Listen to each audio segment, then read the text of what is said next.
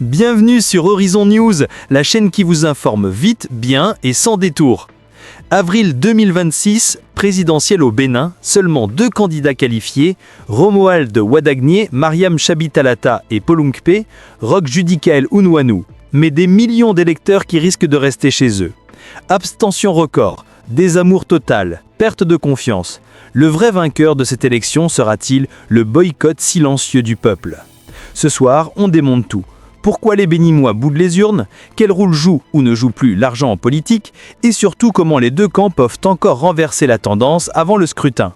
Une analyse choc et sans concession que vous ne verrez nulle part ailleurs. Restez jusqu'à la fin, ça vaut le détour. Nous allons rentrer dans le vif du sujet et tout de suite je veux donner la main à Paul-Marie Ouessou. Est-ce qu'il prend la main? Paul-Marie Ouessou. Positionnement des jeunes pour les législatives de 2026. Nous sommes déjà en plein dedans. Les gens sont positionnés, les candidats sont en train d'être positionnés dans le starting block.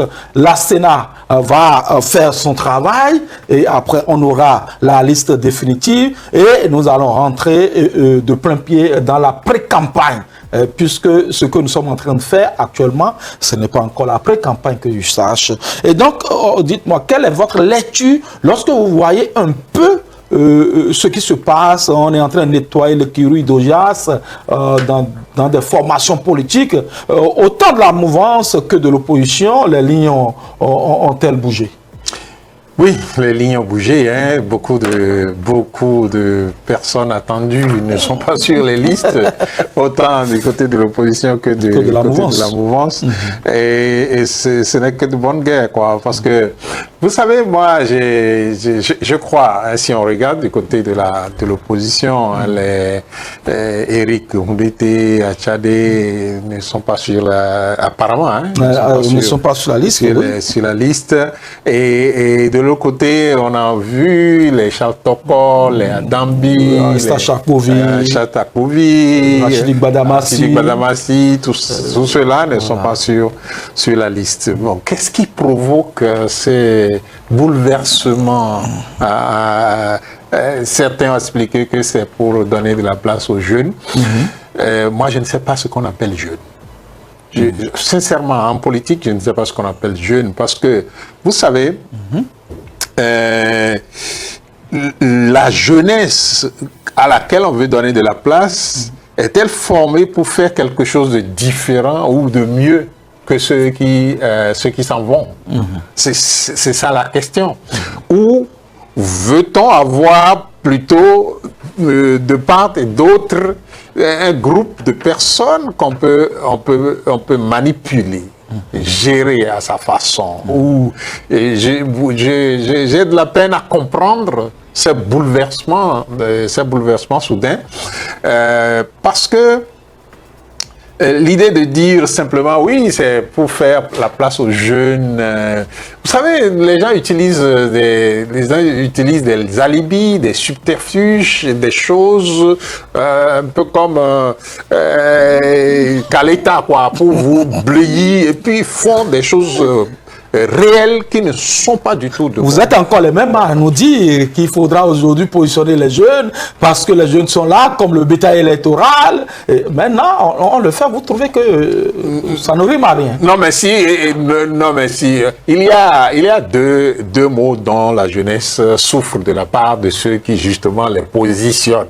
Parce que les jeunes peuvent se positionner comme on peut les positionner. Donc il y a deux mots dont souffrent donc les jeunes, que l'on positionne.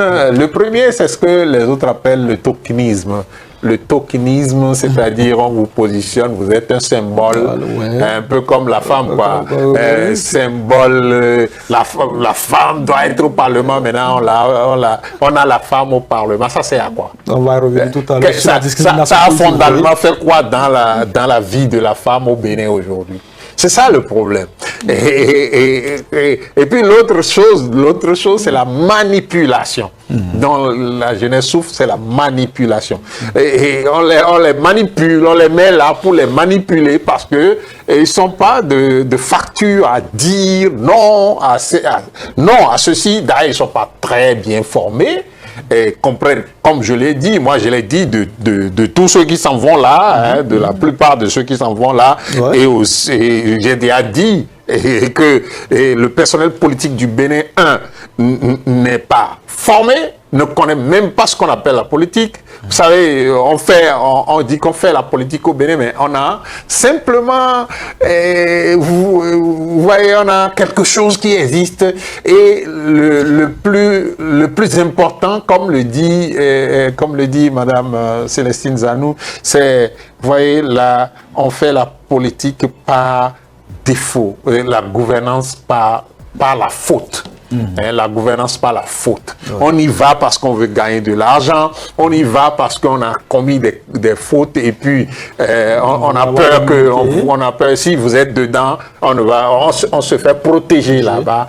Et donc c'est ça qui nous gouverne. Et puis après, vous voyez après ce que ça donne, des gens qui prennent parrainage et qui ne veulent pas donner parrainage. Vous voyez, c'est ça, c'est le personnel qu'on a ça.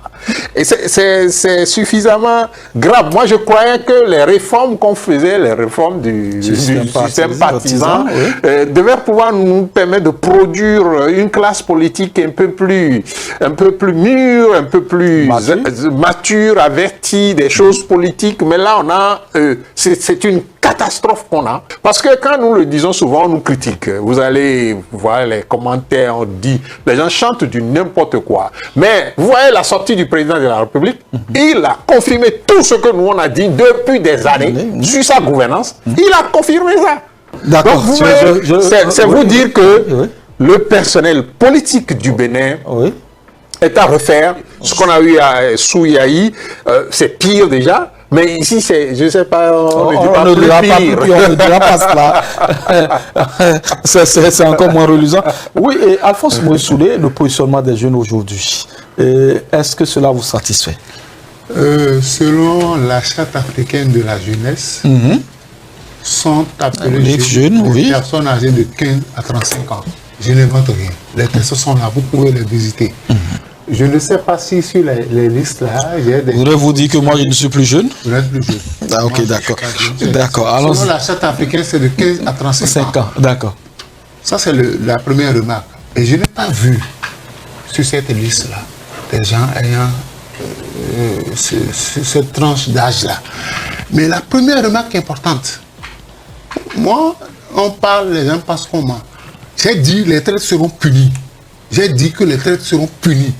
Les 7 rebelles qui ont bloqué la révision de la Constitution en 2024 ont été punis.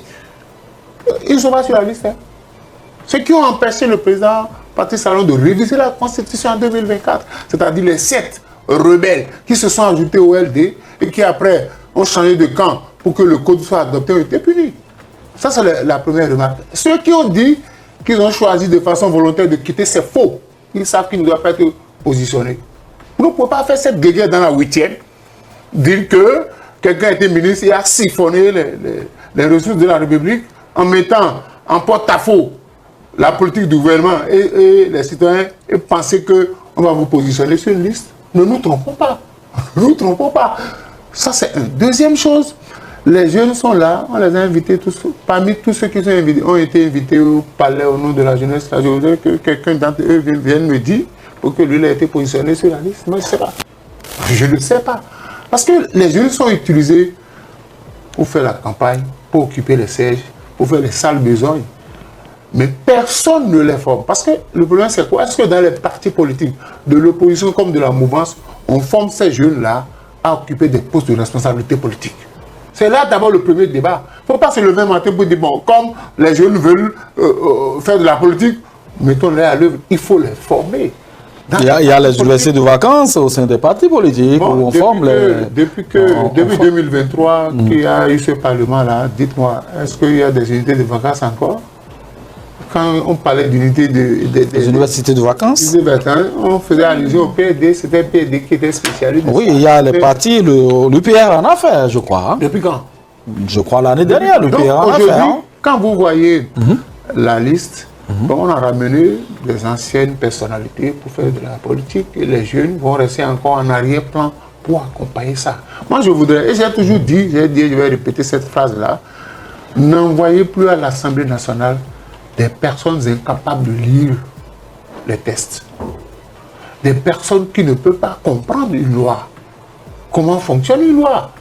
Et je crois que les partis politiques doivent avoir tenu compte de ça dans l'élaboration des différentes listes. Parce que si vous amenez des gens là-bas qui votent des lois et qui ne savent même pas de quoi on parle dans la loi, quels sont les tenants, les aboutissants de la loi qu'on a votée, ça pose un problème.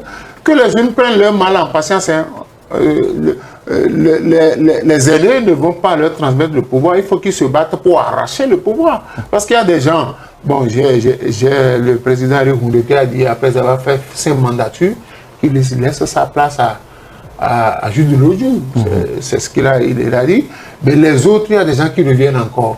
Qu'est-ce qu'ils n'ont pas pu prouver pendant toutes ces mandatures? C'est maintenant qu'ils vont prouver ça. Il y en a quand même qui sont, Alphonse Moïsoudé, qui sont dans l'arène depuis et qui ont bataillé fort pour porter des candidatures, mais qui n'ont jamais siégé.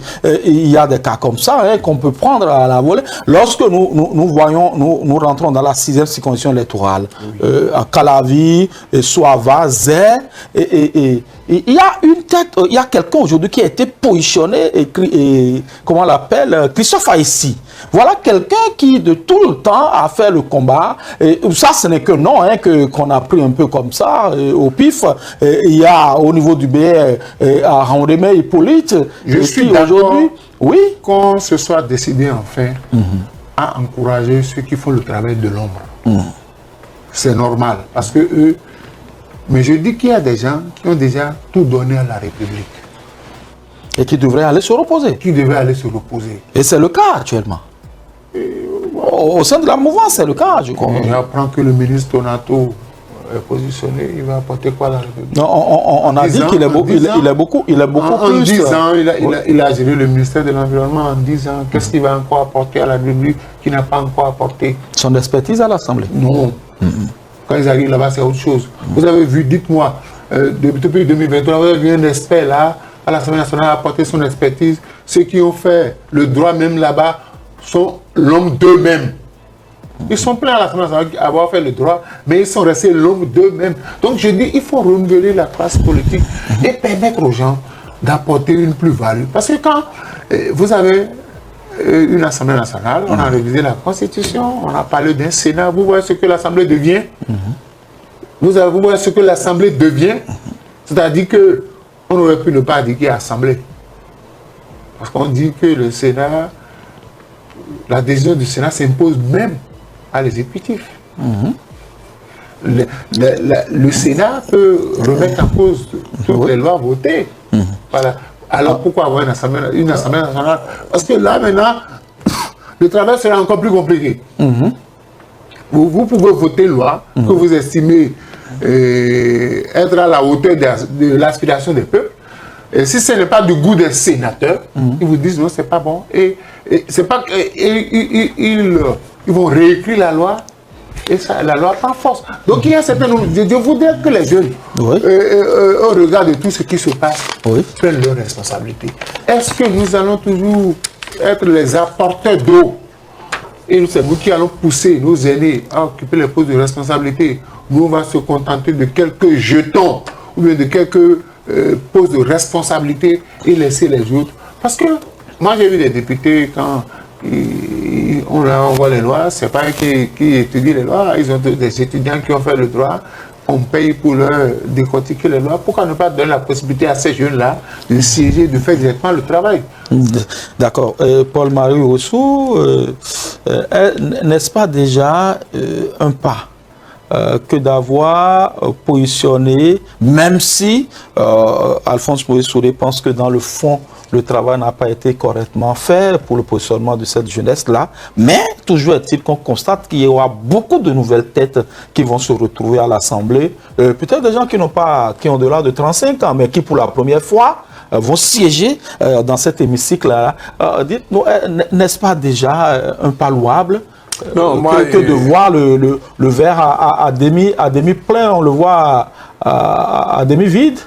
Non, mais écoutez, On dit que le jaune d'œuf est gâté et vous dites, mais le blanc quand même est bon. On peut extraire le jaune et faire le blanc. Ah ben écoutez, moi je vois pas les C'est choses. qu'on veut faire des omelettes. Moi, on n'est peut-être pas obligé d'utiliser le jaune si vous sentez que le jaune ne répond pas. Je ne vois pas les choses. Oui, allons-y. Je vois pas quelque chose comme ça. Je crois que les uns et les autres ne sont plus préoccupés par, depuis 2016, oui. Les uns et les autres ne sont plus préoccupés par qu'est-ce qui préoccupe moi en tant que citoyen béninois, qu'est-ce qui me préoccupe et comment traduire ce qui me préoccupe en loi ou en mode de gouvernance pour que nous puissions mieux vivre. Cela ne préoccupe plus les uns les autres. Ce qui les préoccupe, c'est leurs intérêts, c'est comment ils vont préserver les intérêts ou accroître leurs intérêts et leur hégémonie sur les autres dans la République. C'est ça qui les préoccupe. Et puis, donc, la jeunesse, on aura beau utiliser ce nom ici grammatical. Oui, cette terminologie. Voilà, on aura beau utiliser ça, mais ça, c'est pour le décor, quoi. C'est pour le décor, ça ne sert pas à grand chose. Ça sert à vous faire croire que nous sommes dans du beau, du nouveau.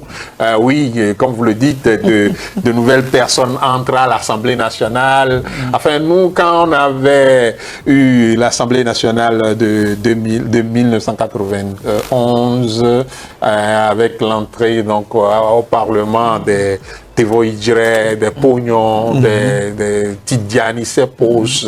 Mais nous, on était fiers parce que quand ces gens-là prennent la parole, mais vous savez qu'il y a des gens qui réfléchissent, que ce sont des gens qui réfléchissent, ils ont de la matière et qu'ils pensent société. Ils pensent, c'est-à-dire ils ne sont pas là pour des intérêts ou qui viennent nous expliquer que la Lune est désormais semblable au Soleil et que le Soleil et la Lune sont les mêmes choses. Donc, des gens qui viennent nous expliquer ça. Ce n'est pas des gens comme ça, quoi, mais c'est des gens qui nous disent la Lune, c'est la Lune. Le Soleil, c'est le Soleil, parce que la Lune n'apparaît que dans la nuit et que le Soleil apparaît dans la journée. Et donc, ce qui est important à retenir, c'est retenir que vous savez, il y a une utilisation depuis, d'ailleurs, vous le savez, depuis qu'on a désigné le candidat de la mouvance, vous vous rappelez, c'est le mot là qu'on a mis devant, la jeunesse, la jeunesse, la jeunesse. Mais on attend encore peut-être les programmes, le projet de société. C'est un projet qui porteront certainement sur la jeunesse. Pour voir ce que représente la jeunesse dans ce projet de société. Mais on voit déjà que, en fait, la société ne préoccupe pas les uns les autres. Les uns les autres sont préoccupés par leurs intérêts. Et c'est dans cette histoire que nous sommes. Mais par la grâce de Dieu, on ira de l'avant. D'accord. Docteur Paul-Marie Wosson, vous aurez compris. Alphonse Messoudé, qu'est-ce qu'on aurait dû faire pour réellement satisfaire cette jeunesse-là, puisque on s'imagine ce qui a été fait n'est pas forcément ce qui devrait être. Moi, vous voyez, je voudrais d'abord poser une question peut-être de façon naïve, et peut-être ils vont me répondre. Pour les élections communales et municipales, les élections présidentielles, les élections législatives, tous les candidats ont déposé leur dossier avec la Constitution de 2019. Ou bien. Et maintenant, est-ce qu'ils seront élus sur la base de la Constitution de 2025? Si nous passons dans une nouvelle république. Je ne sais pas. Ils ont déposé leur dossier à partir de la Constitution de 2019. Est-ce qu'ils seront élus sous la bannière de la Constitution de 2025? Il faudrait que les constitutionnalistes viennent nous dire ce qui se passe. Mais non, vous trouverez une explication. C'est ma première préoccupation. Je dis, ce qui préoccupe les jeunes, ce n'est pas la politique. Quand on lance juste un petit concours, on dit qu'on veut recruter 250 personnes. Vous voyez le nombre d'inscrits? Au lieu de maintenir les jeunes dans la dépendance financière, trouvez-leur du boulot. Créer des emplois pour les jeunes. Il y a beaucoup de programmes quand même pour cela. Faciliter la création des emplois par les entreprises privées. C'est ça la réalité. Parce que on a montré aux jeunes qu'on peut se faire de l'argent à partir de la politique. Même si on n'a pas une formation de base. Donnez-leur du boulot, c'est ça l'essentiel. Ceux qui sont, écoutez, chaque année, vous voyez sur le marché, on déverse des licenciés, des gens qui ont le master plein sur le marché. Dès qu'on lance, regardez, récemment on a lancé un concours, j'ai dit, on a dit 175, vous voyez le nombre d'inscrits. On dit police, vous voyez le nombre d'inscrits, ça veut dire qu'il y a un problème réel. Le problème de la jeunesse, c'est le travail. Moi je dis, ce qui doit préoccuper tout le monde aujourd'hui, moi j'ai la révision de la Constitution, c'est pas ça qui me préoccupe. Mais je veux qu'on me dise de 2016 à 2026, bientôt, qu'est-ce que le régime de la rupture a apporté aux Béninois. Parce que je constate que on détourne notre attention du bilan du chef de l'État. Avant, c'était l'exclusion des partis de l'opposition des élections. Tout le monde était préoccupé. Quand nous dormions la nuit et que nous confions nos soucis à Dieu pour que le lendemain soit meilleur pour nous, on se réveille un matin, on nous a dit que la Constitution a été révisée nuitamment. À 5 mois de la présidentielle béninoise d'avril 2026, le duel opposera Romuald Wadani, Mariam Chabi Talata et Paul Oumpe. Roch Judith Talel Ounouanou. Mais le véritable enjeu n'est pas entre les deux hommes, c'est le taux de participation. Depuis 1990, l'abstention progresse inexorablement. Rarement plus de 60%, sauf 84% en 2011, grâce à la correction massive des listes. En 2023, les législatives ont même chuté à 38%. Pourquoi ce désamour ? Les avités pointent plusieurs causes. Absence de seuil minimal de participation pour valider l'élection, perte de confiance après des promesses non tenues, réforme parrainage, liste bloquée perçue comme éloignant le peuple du choix réel, parti politique faiblement structuré et peu tourné vers la jeunesse, diminution de l'argent distribué en campagne qui motivait autrefois certains électeurs. Conséquence, pour être légitime... Mais personne ne nous dit, de 2016 à 2026, qu'est-ce que le Bénin a gagné, qu'est-ce que le Bénin a perdu, qu'est-ce que le prochain président pourrait améliorer pour quand même renforcer notre vivre ensemble, pour améliorer le panier de la ménagère. Mais personne n'en parle, c'est tout comme si, bon, silence, taisez-vous, on continue quoi, parce que bientôt, on n'aura plus le droit, Paul-Marie Wessou n'aura plus le droit de parler, de perdre nos droits civiques.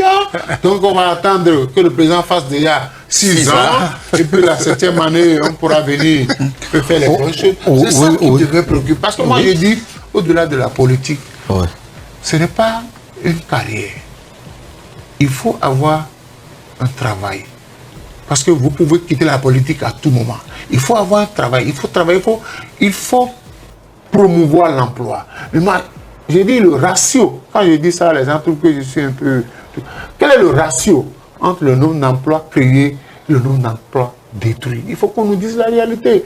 Quand on a fermé des structures comme la Sonapra, quand on a fermé des structures comme GoFFM, quand on a fermé des structures comme Sika, comme Soleil, beaucoup d'autres radios qu'on a fermées, Kadiaf Common, on a fermé beaucoup de structures qui ne marchent plus. Et tous ceux-là se sont retrouvés au chômage. Est-ce que ceux-là ont retrouvé un nouvel emploi? C'est ça la réalité, parce que ce qui préoccupe le Béninois, mon parent qui est au village, et que quand je prends mon salaire, j'essaie de partager un peu à tout le monde. Mais quand j'ai perdu mon boulot, c'est que j'ai privé ma famille de nourriture. Donc il faudrait qu'on se dise, les jeunes, ce n'est pas de les initier à la politique, c'est de leur apprendre à gagner leur vie à la sueur de leur fond. D'accord. Et lorsque vous posez la question de savoir qu'est-ce qu'on a gagné avec ce régime pendant les 10 années, je crois que le chef de l'État, dans ses différentes sorties, a toujours dit qu'il ne croit pas avoir tout fait, mais qu'il a fait ce qu'il a pu. Et je crois qu'on va se contenter peut-être de ça. Non, on va pas se contenter de ça. Au moins, nous savons, Paul-Marie Wessou, vous me permettez, on sait au moins que dans le secteur des infrastructures, quelque chose on a fait quelque chose. Oui, au-delà de ça, il y a eu des questions orales avec débat. Oui. à l'Assemblée nationale, Oui. notamment sur le PVI. Qu'est-ce que le Bénin a gagné par rapport au PVI? Ça, c'est important. Le Bénin taxi. D'accord. Qu'est-ce que le Bénin La destination Bénin aujourd'hui est prise quand même. Hein. En matière de tourisme, on a gagné quelque chose. Le chef de l'État, j'aime bien le suivre. Hein. Oui. Quand il était venu au pouvoir, il reprochait au président Moriyahi d'avoir mobilisé 1200 milliards pour les routes. On aurait pu prendre une partie de cette fortune-là pour investir. Parce que si vous dites, si vous ne mangez pas bien, vous ne pouvez pas circuler sur les routes. D'accord. Ce n'est pas moi qui ai dit ça.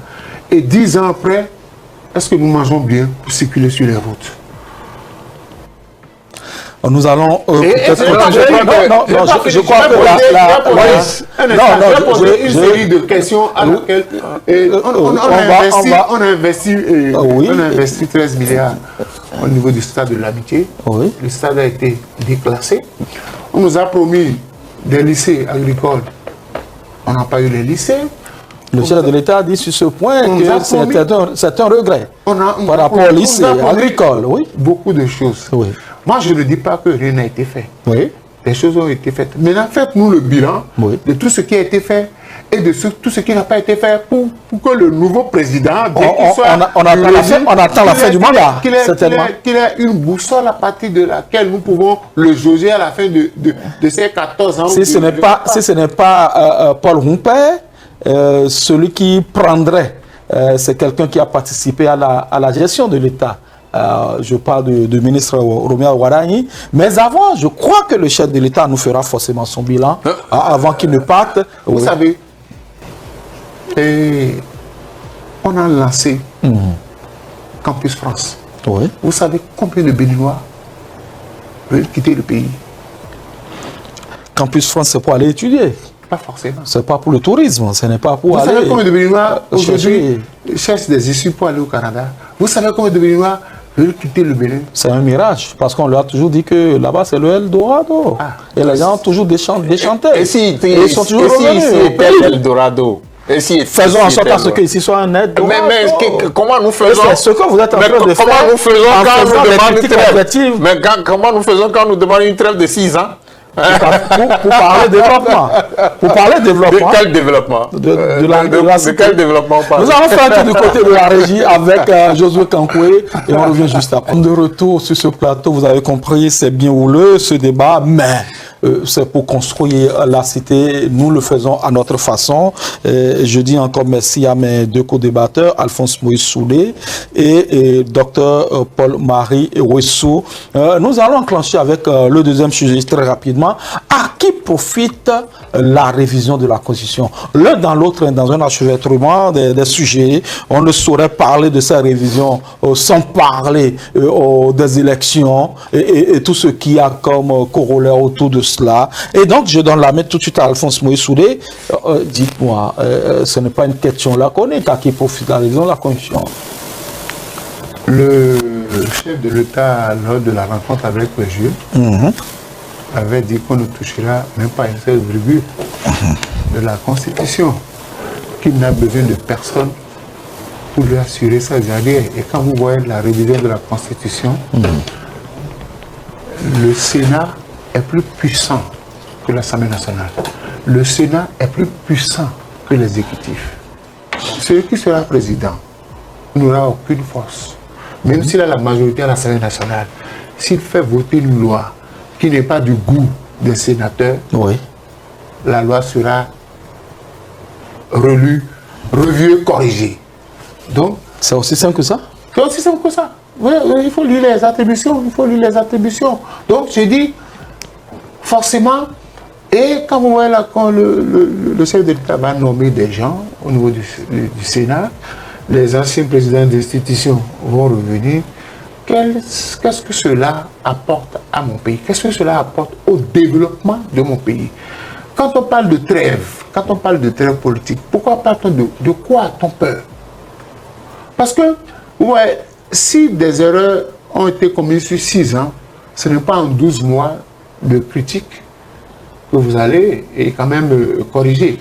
Et dans une maison, le père de famille qui impose sa loi, vous dit si je parle, personne ne doit plus parler. Vous avez vu comment ces familles-là tombent en l'air. Parce que quand même l'enfant voit papa en train de faire des erreurs qui peuvent détruire toute la famille, étant donné que papa a instauré la loi du silence, tout le monde se tait, elle a fait un constat qu'on est dans le dogme. Les critiques ne sont pas souvent malveillantes. Il y a des critiques constructives. Malgré les critiques de l'opposition, le chef de l'État quand même a eu à faire des réalisations. Est-ce que les critiques de l'opposition ont empêché le chef de l'État d'aller de l'avant? On a déjà, en début de mandat, limité la grève. Ça fait qu'il n'y a pas de grève pour bloquer l'administration. Est-ce que les critiques ont empêché que le Bénin soit... Est-ce pour autant une mauvaise chose? Est-ce que les critiques ont empêché le Bénin d'être sur l'orbite du développement? Non, on n'a pas besoin de faire une trêve politique parce que si des erreurs sont commises sur 6 ans, il sera difficile qu'en 1 an, que les critiques puissent corriger. Je n'ai pas vu encore un Béninois critiquer le chef de l'État, insulter les gens. Non, souvent les critiques, c'est par rapport à la gestion au quotidien de notre pays. Donc je crois que la Constitution, ce n'est pas ce dont on a besoin. C'est une façon de caporaliser toutes nos institutions parce que le Sénat est au-delà de la Cour constitutionnelle. D'accord. C'est-à-dire que le Sénat aujourd'hui gouverne le Bénin. On n'en est pas encore là. Hein? Paul-Marie Ouessou, on n'en est pas encore où? On n'en est pas encore là, puisque cette loi, je l'ai dit, n'a pas été promulguée. Lorsqu'on nous dit qu'il y aura une trêve politique, est-ce que nous avions réellement compris la teneur de ce lexique-là? Est-ce pour autant qu'on ne devra plus jamais dire que telle chose n'est pas bien faite ou telle chose est mal faite ou devrait être fait mieux que ce qu'on est en train de faire? Je voudrais laisser à ceux qui ont ces pensées, à ceux-là qui nous ont envoyé ce groupe de mots-là, nous expliquer dans le fond. Je crois, ça c'est à mon humble avis, on devrait pouvoir leur laisser la main pour qu'ils puissent nous expliquer dans le fond, parce que chacun explique à sa façon. C'est un peu comme les écritures de la Bible.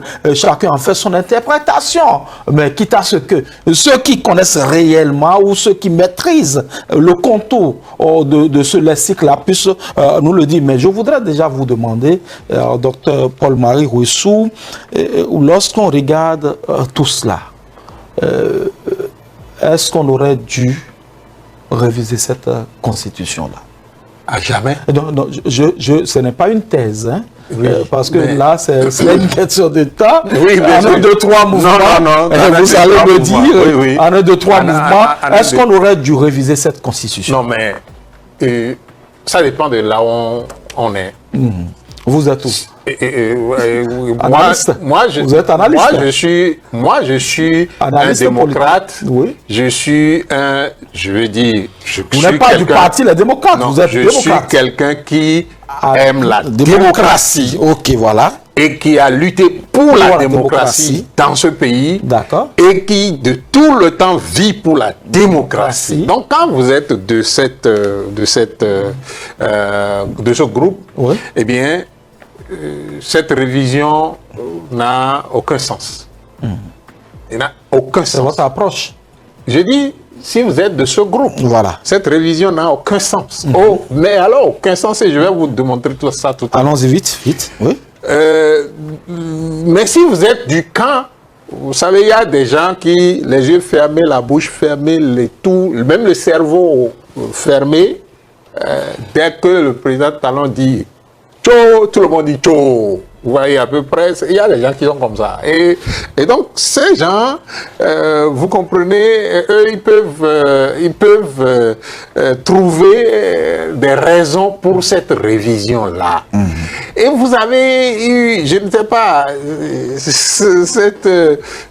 vous avez, à mon sens, été maladroit, je vais dire. Le mot est plus doux. Et qui, moi? Et oui, maladroit. Ah bon, par rapport à quoi? En parlant de ceux qui ont mis ces mots-là dans la loi, de nous expliquer. Oui. C'est eux qui vont chercher les explications à la Sénat. Oui. c'est-à-dire des lois qu'eux-mêmes ils ont votées, Oui. ils vont chercher des explications à la Sénat ou à la Cour constitutionnelle. C'est à ceux-là que vous allez demander maintenant les mots là veulent dire quoi. Mais pourquoi pensez-vous que moi je devrais pouvoir justifier ce qu'ils ont dit? Non. Moi je ne suis pas Non, droit, je leur demande. Non, nous sommes le français est notre langue officielle. Voilà, je leur Donc, demande de nous expliquer ce qu'ils ils ne disent. peuvent pas expliquer parce qu'ils ne comprennent pas. C'est ce que je vous dis. Ah, ok. Parce que c'est là se trouve mon adresse. on est tous témoins de l'histoire. Voilà. Et ils votent des lois, ils vont demander l'explication à la Sénat. D'accord. Ils votent des lois, ils vont demander l'explication à l'agence qui est chargée de mettre en place la loi. Ils vont demander qu'est-ce que la loi là veut dire à l'agence là. Et quand ça ne les arrange pas, vous savez ce qu'ils font, non? Et ils vont maintenant faire des lois qu'ils appellent interprétatives. Des complétives. C'est complétive aussi. Interpréter complétive. Voilà. Donc Oui. c'est vous dire que en fait moi je suis navré, hein, sincèrement.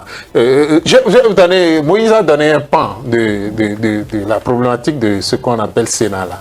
Moi je vais vous donner un autre pan. J'ai un article, je ne vais pas citer l'article parce que jusque là.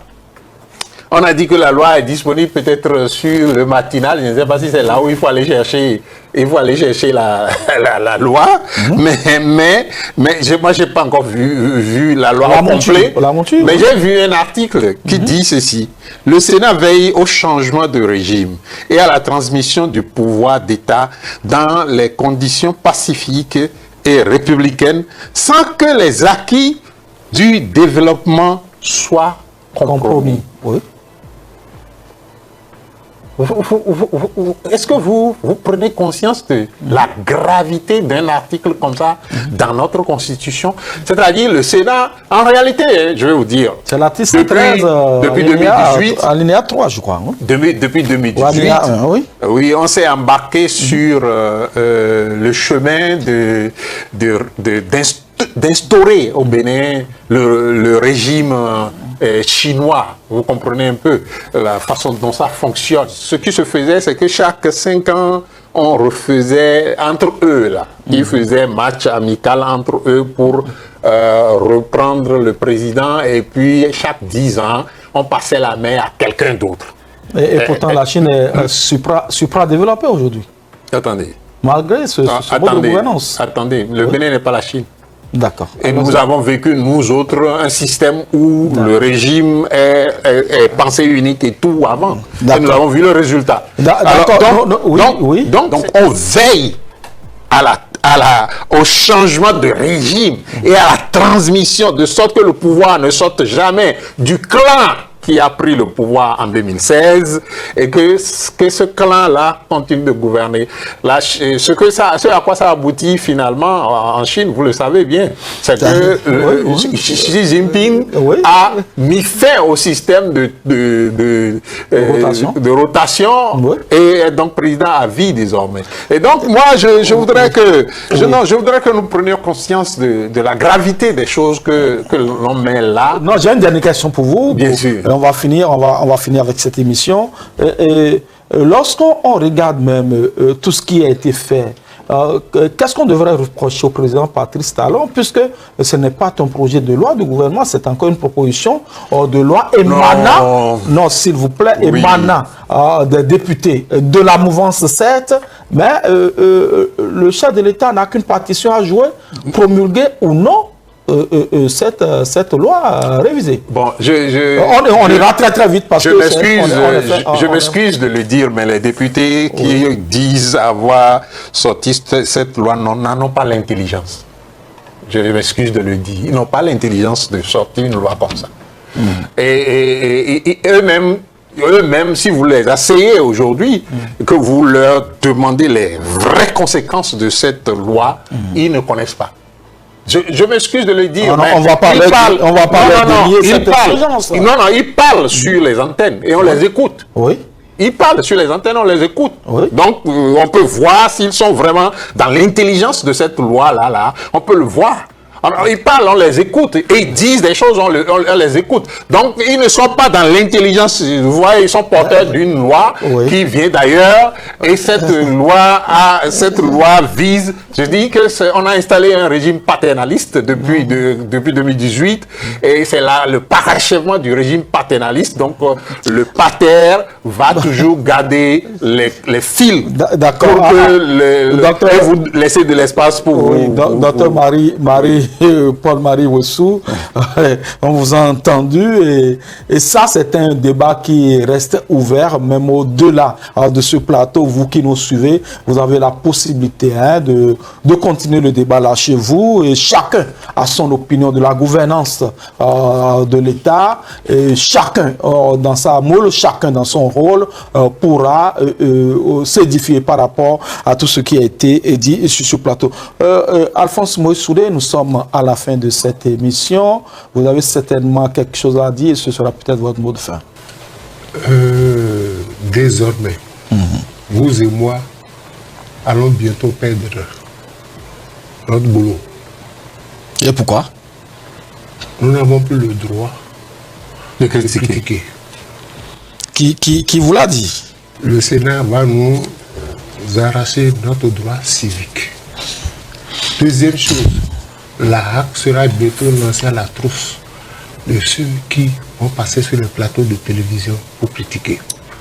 La société civile ne pourra plus aller dénoncer les violations de liberté. Et je voudrais demander à tous les Béninois d'aller lire le texte de Martin Nier-Moller quand ils sont venus chercher les communistes. Je leur demande d'aller lire ça. C'est un pasteur qui a écrit le texte quand ils sont venus chercher les communistes. Allez lire ça. Parce que, vous voyez, ceux qui ont voté cette loi, on viendra les chercher dans leur maison. Personne ne peut aller sur les chaînes de plateau pour dénoncer les dérives contre la liberté individuelle. On viendra les dépouiller de leurs biens. Personne ne pourra aller les défendre sur un plateau de télévision. Parce qu'en votant cette loi, ils n'ont pas réfléchi, ils sont passés à l'instant. Diogueno appelle ça le pouvoir de l'instant. Diogueno appelle ça le pouvoir de l'instant. Et le pouvoir de l'instant a une durée de vie. Et c'est bientôt fini. Parce que quand on vote la loi, on a toujours tendance à croire que c'est pour les autres. Mais on va les chercher. On va les punir. Leur famille ne peut même pas aller dénoncer les dérives autoritaires d'un pouvoir sur un plateau de télévision parce que personne n'accepterait les recevoir sur sa chaîne pour être fermés. Donc je dis, attention, ça n'arrive pas qu'aux autres. Votre mot de fin. Je dis, la seule chose qui nous reste, c'est que nous avons le regard. Moi, je suis très spiritualiste. Nous avons le regard tourné vers Dieu. Et quand tout semble être impossible à l'homme, au moment où on constate tout. Et je voudrais en passant présenter mes condoléances aux 3 policiers qui ont disparu mystérieusement l'un après l'autre, les 3 enquêteurs.